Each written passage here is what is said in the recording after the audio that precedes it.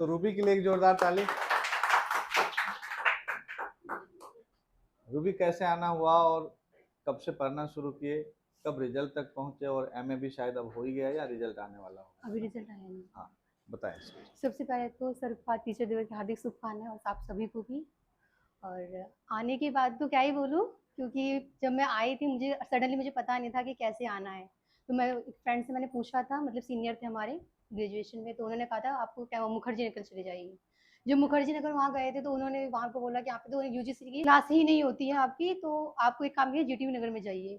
तो सडनली हम क्या, भगवान का मैं यही शुक्र करूँगी, मैं डायरेक्ट जो था सीधे सीधा सर की कोचिंग पे ही गई थी। मैंने बोला सर मुझे क्लास लेनी है।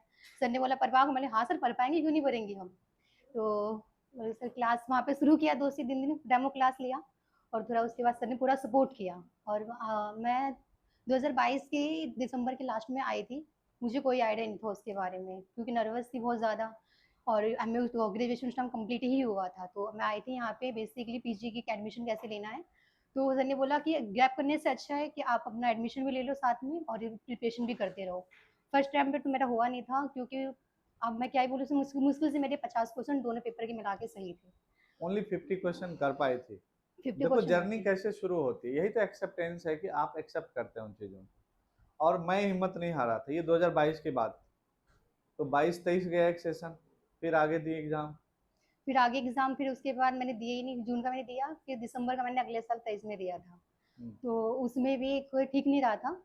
उसके बाद जो 24 में एमए के एग्जाम हमारे आ गए थे, उसके बाद मैं दिया ही नहीं फिर उसे। जब लास्ट में यहाँ पे मेरी बात हुई कि अभी जो एग्जाम जून के आ रहे थे 25 में, तो जून के एग्जाम मैंने दिया। तो सर से मैंने बात की कि सर कैसे हम क्या करें, दे या ना दे। तो सर ने कहा कि अगर पॉसिबल हो पाता है तो दो, अगर नहीं हो पाता है तो दिसंबर में देना। मैंने फिर हमारा शेड्यूल आ गया। शेड्यूल भी बहुत अच्छा आया था कि हमारा सुबह का पेपर था, दोपहर में हम फ्री हो गए थे। उधर एमए का एग्जाम जैसे ही हमारा निकला वैसे यूजीसी नेट का पेपर देना है, तो रिजल्ट बहुत अच्छा रहा।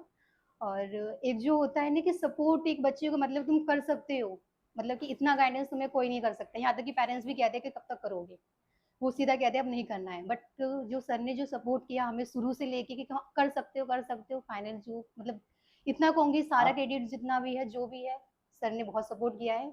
इससे ज़्यादा मैं कुछ नहीं कहूँगी। 2 साल वेट किया मैं रिजल्ट के लिए, और यही बोल रहे थे कभी इसे किताब पढ़ने नहीं आ रहा, वहां शुरू किया था। अब ये लाइन समझ नहीं पा रही है, इससे पूछोगे आंसर दे देगी, लेकिन पढ़ के और खुद आंसर करेगी उसमें ये फंस जाती। सेंटेंस यूजीसी के बड़े होते हैं, अर्थ निकालना उसका मीनिंग कठिन हिंदी में होता है। मैं बोला था, लेकिन ये इसका जो मेहनत था वो 7-8-10 घंटे का रोज ही था। उतने एफर्ट के बाद रुक जाने का मतलब समझो बच्चा कितना वीक होगा। और कोशिश कर करके अगर ये मौका नहीं दिया होता तो फील्ड छोड़ देते, कुछ और करने लग जाते। हमने कहा कि यहाँ पर आना ही है आपको और करते रहो, कोशिश करो। डांटते थे थोड़ा, वो करते थे, और फिर धीरे धीरे करके इस बार कर जाना है, इस बार कर जाना है। और फाइनली एमए का भी रिजल्ट अवेटेड है, फाइनल ईयर का। तो अपेयरिंग कैंडिडेट ये है कुल मिला के कि सेफ जोन में एमए के दौरान ही ले आया नेट। आगे बीएड पीएचडी जो भी है, तो बीएड में भी इस सेशन में भी काजल और रूबी, इनका बीएड में एडमिशन अभी 2 दिन पहले ही, मैं 2-3 दिन पहले मैंने करा दिया है कि आप आराम से सेफ जोन में रहो, 2 साल अच्छी तैयारी करो सब, और एक बेस्ट टीचर के रूप में, असिस्टेंट प्रोफेसर के रूप में जो भी मौका मिला आगे पूरा कैरियर का, आप सेफ जोन में रहेंगे। तो रूबी क्या कहना चाहोगे इन बच्चों से जो देश में देख रहे हैं आप जैसे, जो वीक हैं थोड़ा और सोचते हैं कि होगा कि नहीं, कैसे करें? मुझे लगता है अगर मैंने किया है तो कोई भी कर सकता है, क्योंकि जितना वीक मैं हूँ मुझसे ज़्यादा को हो ही नहीं सकता। और रही यहाँ कोचिंग की बात, तो अभी तो कंटिन्यू है ही, अभी आगे करना ही है यहाँ पे। और क्योंकि सबसे बड़ी बात है कि जो सर कहते हैं वो फॉलो करो, और शहर से कभी बहस मत करो मैं टीचर से, क्योंकि टीचर जो होता है गुरु के समान होता है। और गुरु की अगर बात आप नहीं मान सकते हो तो सपोज मत करो कि आपको लाइफ में कुछ कर सकते हो। जो वो तुम्हें कह रहे हैं वो सबसे अच्छा वही कह रहे हैं। बहुत सही बात। क्योंकि लोग आपको आएंगे सजेस्ट करके चले जाएंगे, फिर आप क्या कर रहे हो क्या नहीं कर रहे हो कोई आपसे पूछने वाला नहीं है। पर जो गुरु होता है वो आपसे पूछता है क्या कर रहे हो क्या नहीं कर रहे हो। गलत हम होते हैं तो वो हमें खींच के लाते हैं, हमें डांटते हैं।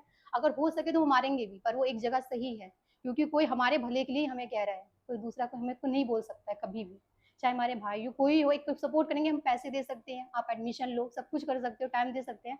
पर जो एक सपोर्ट होता है वो कोई नहीं कर सकता गुरु के सिवा। बहुत बड़ी बात है। चलो बहुत बहुत धन्यवाद रूबी।